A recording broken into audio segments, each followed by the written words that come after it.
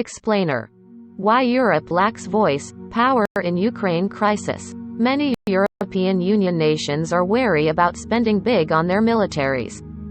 Saint Symphorien, Belgium, scarred by losing tens of millions of lives on their soil in 2 world wars.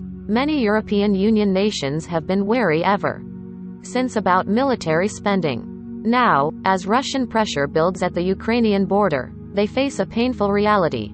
Europe remains heavily reliant on U.S. might to deter another potentially big conflict in its turf. Because of a half-hearted attitude to defense and security over decades, the EU has almost nothing to bring to the table, says Peter Burris, senior policy fellow at the European Council of Foreign Relations think tank. So, Russia can simply ignore it. With U.S. President Joe Biden the most authoritative voice challenging Russian President Vladimir Putin on the European continent, some top EU policymakers know what they face. We have a choice to make. Either we seriously invest in our collective capacity to act, or we accept being an object and not a subject in foreign policy, EU. Foreign Policy Chief Josep Borrell said last week. How did we get here? War, never again, reads the visitor's book of the Saint Symphorien Military Cemetery south of Brussels, where some of the first and last casualties of World War I lie buried, German soldiers alongside former enemies. Bodies from the 1914 to 1918 war are dug up to this day in Flanders fields, 100 kilometers, 60 miles, away. Memorial sites and monuments to war dead are scattered around the continent. After an equally brutal World War II left an estimated 36.5 million Europeans dead, it was clear things had to drastically change. Germany, which had set off both global conflicts, and neighboring France needed to be knitted together in a tight economic embrace that would make war practically impossible. The alliance that eventually grew to become the EU began with a trading community focused on steel, coal and farming, not soldiers and bombs. An attempt at a European defense community and a potential European army was politically stillborn and never got past French ratification in 1954. After the United States was decisive in winning both world wars and then developed a nuclear arsenal to face the Soviet Union, relying on Washington became a political no-brainer for Europe. Why that's a problem? Within the North Atlantic Treaty Organization, set up in 1949, Europeans could shelter comfortably under U.S. military power, which grew significantly over the decades while spending by many of its Western allies lagged. The Saint Symphorien Cemetery is close by NATO's military headquarters, called the Supreme Headquarters Allied Powers Europe.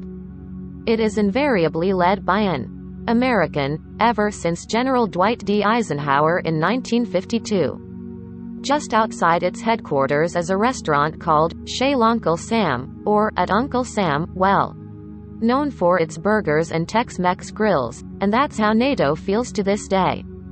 The EU has grown into a global economic powerhouse, but never developed security and defense clout to match.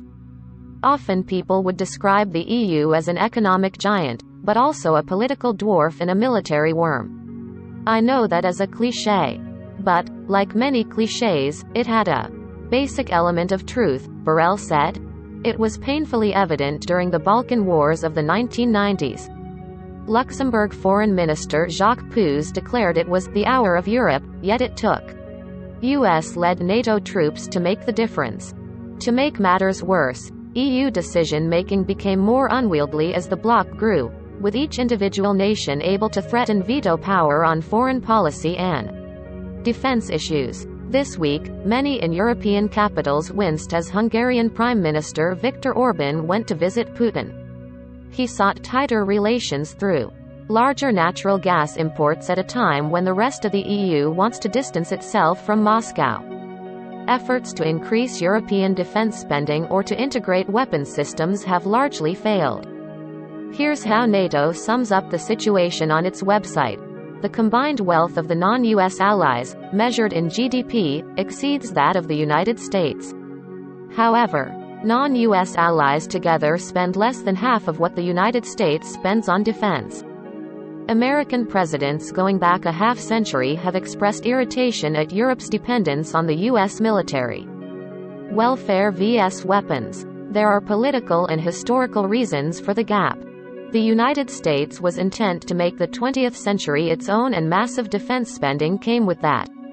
In contrast, post-war Western European democracies built their welfare states. Spending on hospitals and school desks always trumped tanks, and any hint of military spending to bolster an aggressive posture could unleash demonstrations. Even today, 15 years after committing toward spending 2% of gross domestic product on defense, 13 European NATO members still don't make the grade.